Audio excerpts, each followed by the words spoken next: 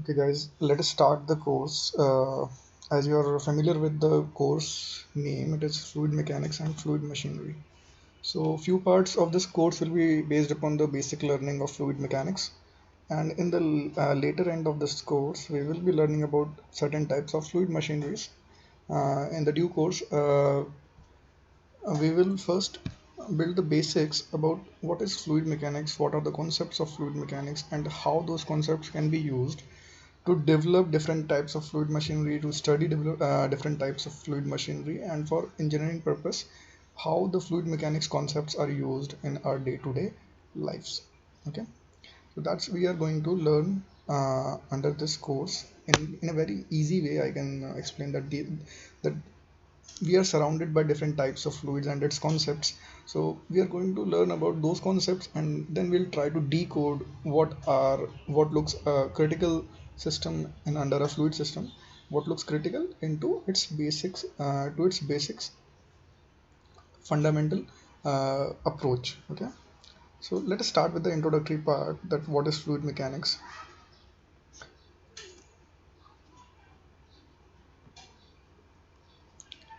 So if I discuss the fluid mechanics, the word fluid mechanics involves involves a, you can say, a very important and a very basic term, mechanics, uh, which you should be familiar with. Mechanics is basically, see, you might have studied this subject as a course also, that what is mechanics. So mechanics is basically the oldest types of physical science. As you can read also here, it is the oldest type of physical science which deals with both the stationary as well as the moving bodies. Try to just go into the past and try to remember what you were studying in mechanics. In mechanics you were mostly studying about like the movement, the kinematics and the forces. Okay, like dynamics, kinematics and dynamics. You were studying about the statics also, when the body is at the stationary and you are applying pressure. It could be a tensile force, it could be a, you can say, compressive force. When we were discussing about the influence of the forces on the body, maybe static, maybe the body in the movement, fine. So such type of studies are coming under the topic of mechanics. Okay, so you can see here also that mechanics, in the mechanics we are dealing with body at rest, which is also called as statics, no, so I'm sorry, which is also called as statics, and the other type of body which are in the motion, those are called as dynamics. So mechanics can be studied, there are two approaches of studying mechanics. The first approach will be body at rest, studying the body at rest, and second will be studying the body at motion. Okay, so that is called as dynamics. So when we apply the same concept, see, in mechanics we are discussing about about the influence of force on the bodies. Now bodies could be like, there are three types of matter, solid, liquid, gas. So body could be a solid body, and mostly in mechanics, when we were studying mechanics, we were taking solid bodies. We had not studied fluid, influence of force on the fluid in mechanics in very detail. Fine. So there is a whole branch of mechanics which study the influence of force on a body which are not solid. Which are not solid means, fluid and fluids. Okay, now fluids are also categorized, like there are two matters which are collectively called as fluid. Okay, a fluid includes a liquid as well as gas. Don't have a myth that fluid is only liquid. Okay, fluid includes liquid as well as the gas. Fine. So when we consider the influences of the forces on a bodies which are fluid, which are either liquid or gases, so such type of courses are called as fluid mechanics. Such concepts are coming under the branch of fluid mechanics that you need to understand. Okay, now when we are discussing about the state of matters, like fluid and solid, so how do you distinguish between a solid and a liquid, or a solid and a fluid, not liquid? How do you distinguish between solid and fluid? So very first thing, you can say that the intermolecular forces of fluids, or the intermolecular distance of the fluid particles, are greater than the solid particles. The atomic arrangement of the fluid particles are not very tight as compared to solids.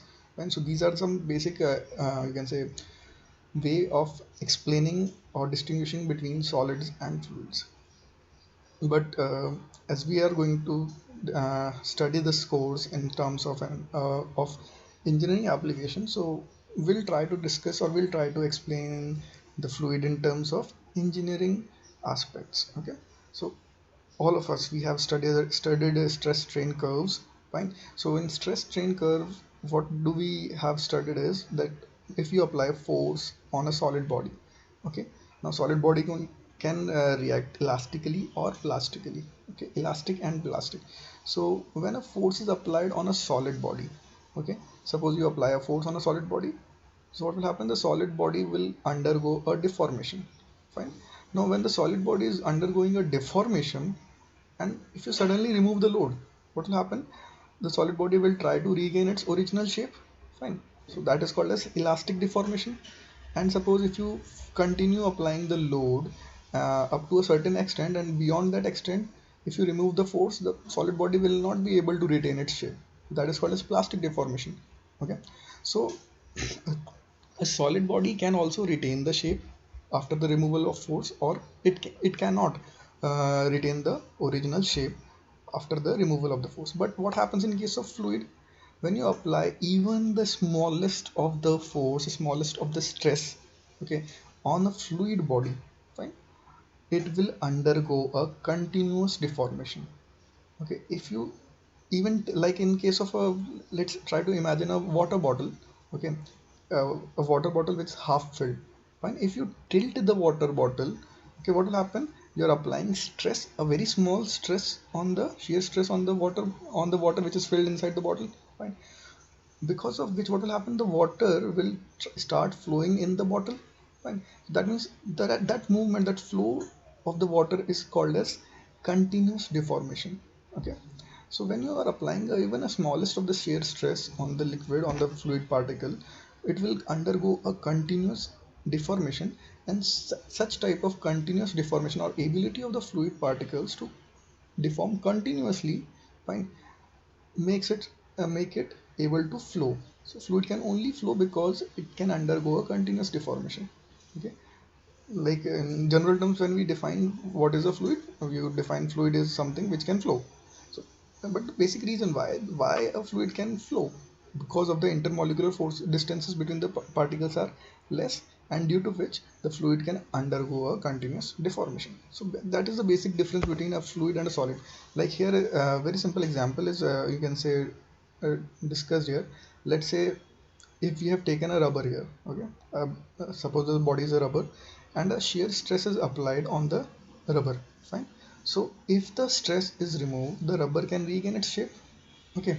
But instead of this rubber, if we have a fluid particle, and if you apply a pressure, like with the help of a pump or something, fine, so that fluid particle will continuously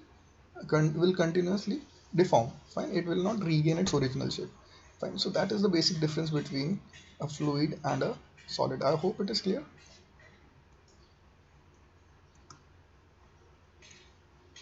Now if I need to discuss fluid mechanics as a whole, this term as a whole, so I can say it is a subcategory of mechanics. As we discussed in the previous slide, it is a subcategory of mechanics which is called as fluid mechanics. Okay, now it deals with like in case of mechanics, what we studied. See, in case of mechanics, we studied the mechanics deals with influence of forces on the bodies. Okay, so fluid mechanics is also deals with influence of forces on the bodies, but the bodies at this time will be a fluid. So it deals with the behavior of fluid in bodies. Okay, behavior of the fluid. The fluid could be at rest, it could be at motion. Fine. So it deals with the behavior of the fluid which is at rest, that is also called as fluid statics, and which is in the motion, fluid dynamics. And also the interaction between solid and, see, a lot of engineering fundamentals or engineering application depends upon the interaction of solids and fluids. Take a minute and try to think what are the various engineering applications you have seen in which there will be an interaction of fluids and solids. Just try to name some, like the coolant in your ACs, the coolant in your vehicles, okay, the boilers, and the fluid in the boilers, okay, uh, power plants. So there are a large number of applications where there will be an interaction of fluids and solids. So fluid mechanics also studies the interaction of fluids and solids. Okay, so this is about the definition of fluid mechanics. How could you define fluid mechanics. How can you distinguish between fluids and solids? Okay, what is the particulars about this term fluid mechanics that we discussed. Next, if I need to discuss about the application area of fluid mechanics, so there are countless application of fluid mechanics. Fine, few of which I just want to discuss a few of the applications over here so that we could understand the gravity, the importance of this course, fluid mechanics. So let us try to understand the what are the few application areas of fluid mechanics. There could be countless. Fine, let's see what are the few application areas. Fine. So as you can read also that in our everyday activity we encounter with different various forms or various types of phenomena of fluid mechanics. Fine, like we'll see what are the different types of applications. Right? So just to understand that those phenomena, those activities, in terms of their engineering aspects, because we are quite we need to see the things differently from its basics. So we need to try to understand the basic principles of those activities, right, with the view of fluid mechanics. So some of the application areas are like you can see in our starting with the human body. Human body has various numbers of activities which are dealing with fluid mechanics, like the blood which is you can say which is circulated in our body. Everything in our body could be done only if the blood is circulated in our body, right? Because blood carries a large amount of you can say nutrients contents, okay, oxygen to various parts of the body, fine. So the flow of blood, now you can say how the blood can flow or how anything is flowing because of the pressure difference. If there is no pressure difference, nothing can flow. If I'm talking in terms of fluids, so fluid can only flow if there is a pressure difference. Now how the pressure difference is maintained in the body, or how the movement or how the flow of blood is you can say maintained in the body, there should be something which can you can say which can enhance the pressure difference, right? So heart, a human heart is a pump. You must be familiar with this thing, that human heart act as a pump and it will circulate, it will pump the blood to various parts of the body. And when the blood is pumped, the pressure is increased and there are different properties which are you can say which are required, the viscosity and some, which we will study in the later part of this lecture, right? So there are different fluid properties, fluid flow properties which you need to understand. So pumping of the blood, circulation of the blood is one of the phenomena of fluid mechanics, okay. Similarly, you can say breathing. You're breathing in the air, you're breathing out the you can say carbon dioxide. So breathing of the fluid particles, see these gases, these molecules have to enter through the channel and it should be absorbed in the lungs, and from lungs it should be moved to the different portion of the body. Fine. See, this is again, this is the movement of the you can say fluid particle. This is also a application of fluid mechanics, okay. So there could be, similarly there could be different types of different activities in the human body which deals with fluid mechanics, and technology are you can say are making use of these phenomena to overcome or to deal with various problems which may encountered in the human body. Like if sometimes the heart fails, or sometimes suppose your kidneys are not operating, the function of kidneys is to purify the blood, okay. So if the kidneys are not operating, so for such systems like dialysis has been done to such systems, fine. So studying those human phenomena, fine, there are several number of artificial engineering machines have been developed to help the human body to encounter some challenges, some problems which may occur to the human body, and to treat those problems, difficulties. Fine. So if you know the fundamentals of fluid mechanics, you can only develop these things and help the society. Okay. So this is one such application. Again, this application has a very you can say large number of applications, sub applications. So just try to understand the importance of this application. Second is in transportation. In transportation, again, the fluid mechanics has a large number of applications. We are going to discuss few. Like in transportation, we have different vehicles, right? And vehicles have large number of components, large number of subunits, which relies on the fundamentals of fluid mechanics. Like if I talking about engines, so engines, they are working with fuel. Now what is a fuel? Fuel is a kind of a fluid which will see you will supply the fuel to the engine by some mechanics, by some mechanism. The fuel will be, you can say, circulated in the engine, in the cylinder, in a proper way, then only the combustion can, effective combustion can takes place. So that circulation of the fuels. Okay, now for those different types of fuel lines, okay, in manifolds, pipes, fuel pumps, fuel injectors, carburetors are required, which works on the principles of the fluid mechanics. Okay, similarly, apart from the engine, there are other components like heating, cooling of the vehicles. Okay, the ventilation of the vehicle, again fluid mechanics is a part of heating cooling systems also. Fine.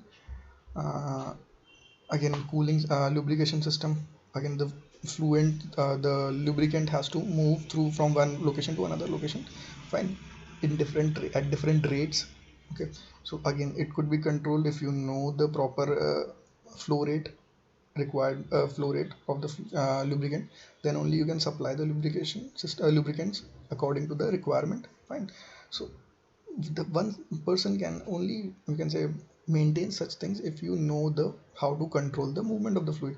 And how to control the movement of the fluid, then that only can be, you can say, decoded after learning the fundamentals of the fluid mechanics, right? So these are certain, you can say, applications based on the transportation. And similarly there are other types of other areas are also available, like in terms of aerodynamics. Okay, so when aerodynamics is basically when we understand, when we try to study the movement of the fluid with respect to a moving object, how the fluid is moving on the different moving objects. Okay, or in terms of rocket engines, wind turbines, biomedical devices. So these are certain other application areas of the fluid mechanics. Okay, so we will be studying about the, you can say, basics of the fluid mechanics, so that in future you may understand these different applications in a better way. Okay, you can see these are some phenomena which deals with the fundamentals of the fluid mechanics, like natural flow of rivers, natural flow of water, natural flow of waterfalls. So these are the fundamental. Because of, you can say, some differences, these flow can be possible. Fine. Like the movement of the boats, how the boats can, you can say, very large boats, huge boats, massive boats are, you can say, sailing over the river. Why it is not getting sunk? Okay, because we have designed the boats in such a way that, how no matter how large is the weight present on the boat is still floating on the river. So we have designed it such a way, in such a way that the fluid can sustain the load of the boat. Right. Similarly, how the aircraft can fly, because we know the fundamentals of fluid mechanics, and we have designed the aeroplanes in such a way that it can sustain a upward force of the fluid. Okay, buoyancy we can talk about.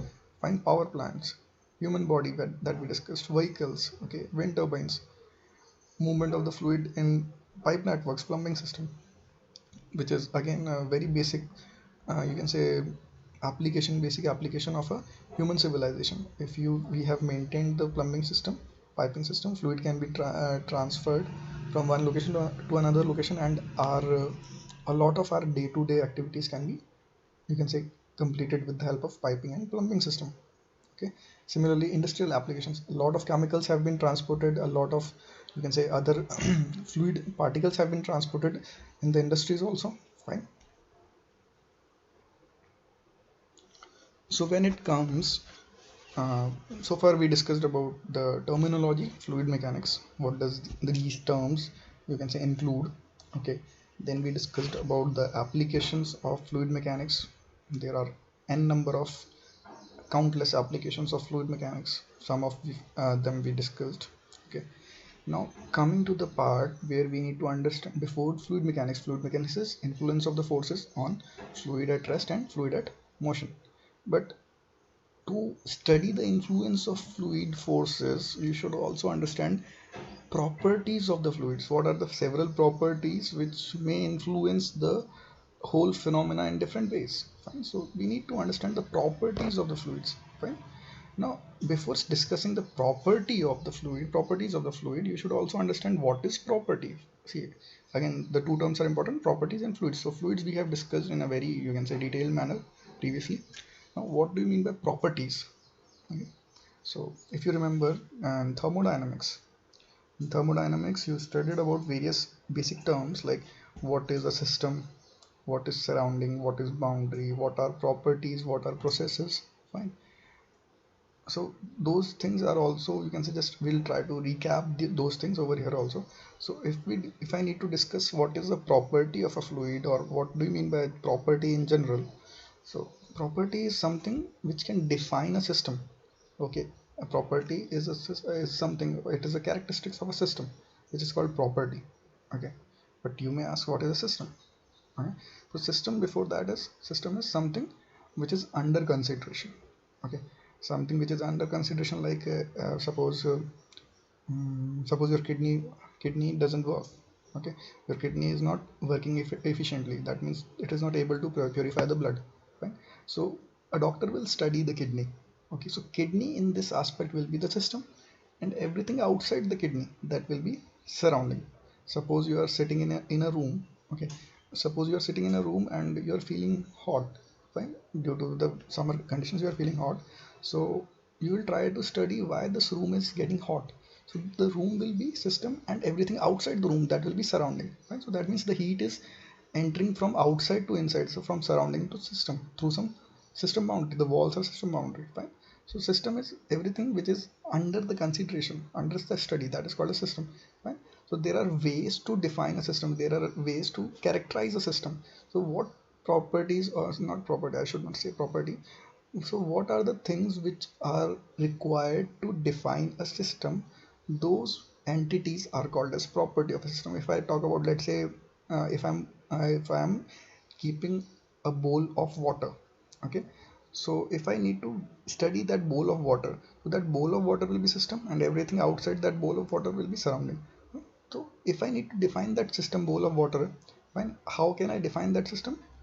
That this bowl of water contains this much volume of water, that this will be the weight of the water, this will be the proper, you can say,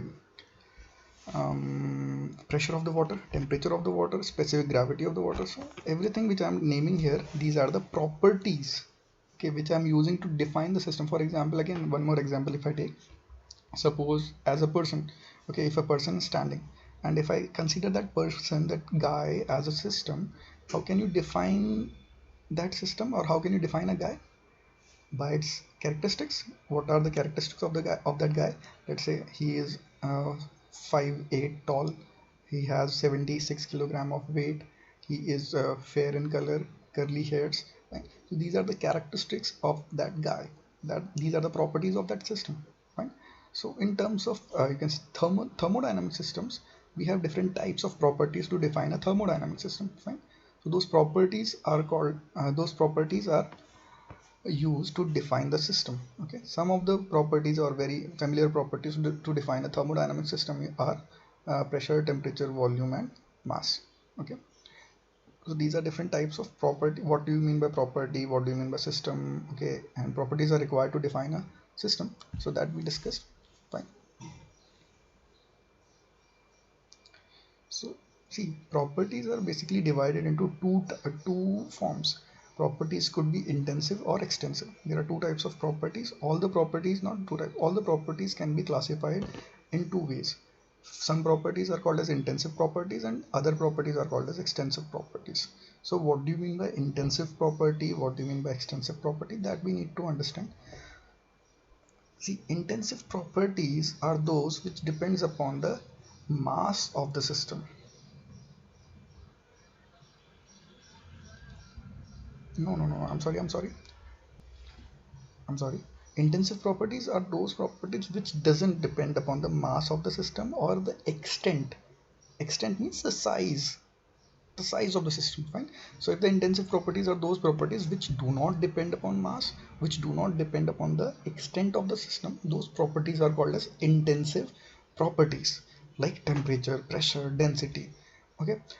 Again, if I talk about example, like if I'm in a room, okay, if I'm in a room, the temperature in that room more or less will be almost constant at every location, fine. So however the bigger is the room, the property of like the temperature or the pressure in the same room is more or less same at every location, fine. So it is not depending upon the extent of the system. So temperature or pressure are the example of intensive property. But at the same time, what are extensive properties? Those These are the properties which depends upon the mass of the system or the extent of the system, okay. Like if I talk about again example, if I'm taking let's say mass itself, okay, mass itself, like if I have a again a bucket of water, fine. If I remove certain amount of water from the bucket, okay, the property have changed, the property of the system has changed, so the mass is called as a extensive property. Similarly, if I remove the water, the volume of the bucket will be changed, so total volume is also extensive property of the system. And everything, see, momentum, if here it is written as momentum also. So what is momentum? Momentum is also mass into velocity. So the mass is changed, the momentum will also be changed, fine. So momentum is also an extensive property. So all the properties which depends upon the extent or the mass of the system, those are called as extensive property, okay. Now the question is, how will you distinguish? Suppose you know some property, and if you want to know that whether this is an extensive property or intensive property, how will you characterize that? So there is a very basic, very simple way to, you can say, distinguish between intensive and extensive property. That I'll explain by an example here. Let's say I have this system, okay. Now this system has few properties like mass, volume, temperature, pressure, and density, fine. I need to understand that out of these properties, which are intensive and which are I suppose I don't know till this point, and I just need to understand what are extensive and what are intensive property. So by our common sense, common logic, we'll try to figure out this thing. Okay. Now what I have done is, this whole system is divided into two. I have divided this whole system into two subsystems. Fine. So this whole system is divided into two subsystems. Let's say by this partition line, dotted line, I have divided this whole system into two different systems. Okay. Now if I divide exactly, if I halve the system, what will happen? The mass will be halved. Obviously, the half of the mass will be here and half of the mass will be here. The volume will be divided. Okay. But what happens to the temperature? Temperature on both the halves will be same. Pressure on both the halves will be same. Okay. And density of both the halves. See, density is what? Mass per unit volume. So 1 by 2 of m, 1 by 2 of v. So it's still m by v. So the density of the system will be same. Fine. So this is a very simple way to figure out whether which properties are extensive and which properties are intensive. You can say, and due to decrease in the extent of the system, if I change the extent of the system, mass and volume has, you can say, changed. So if the mass and volume have changed, these are called as extensive property.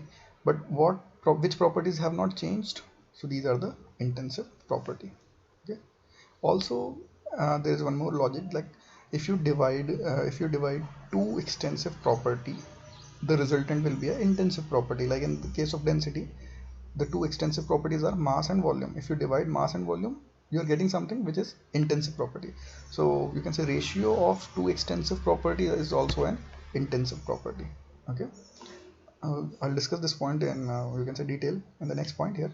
See, extensive properties per unit mass are also called as specific properties. So there are some properties you might have heard earlier also in thermodynamics, like what is specific volume, specific energy, okay, specific fuel consumption.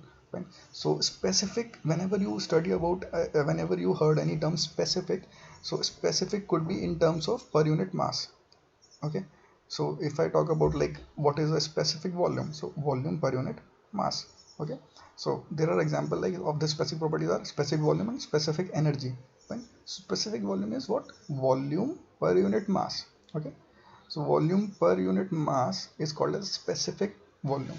Now what do you think that specific volume is? Whether it's an intensive property or extensive property? Specific volume. See, since specific volume is the division, it is the ratio of volume and mass. Volume is extensive property.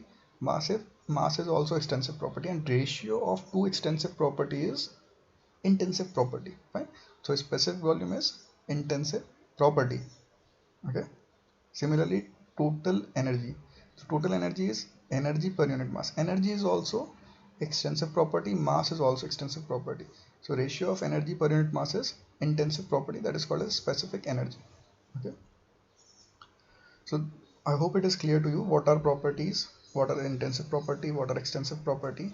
Okay, now you know that for a system we have different states. A system can have different number of states, like the top, I was talking about a bowl of water.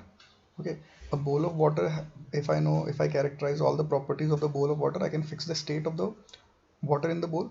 But suppose if you start heating the water, okay, its pressure temperature will change, fine, so its state will be changed, fine. So if you're doing a process on a system, its state is bound to change from one state to second state, fine.